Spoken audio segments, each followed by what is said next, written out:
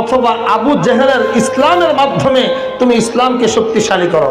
হয় আবু জেহেলকে তুমি ঈমান দাও অথবা ওমর ইবনুল খাত্তাবকে তুমি ঈমান দাও।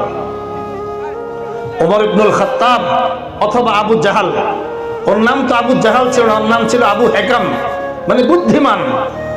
আবু হেকাম মানে বুদ্ধিমান। নবীজি বললেন, যার ভিতরে ঈমান নাই, যে ঈমান আনে না, সে বুদ্ধিমান হতে পারে না, সে নির্বোধ। অতএব ওর নাম আবু হেকাম নয়, ওর নাম হচ্ছে আবু জাহাল। এরপর থেকে ওর নাম আবু জাহাল, নির্বোধ। তো নবীজি দোয়া করেছেন, আল্লাহ এই দুইজনের একজনকে ইসলাম দিয়ে তুমি ইসলামকে শক্তিশালী করো।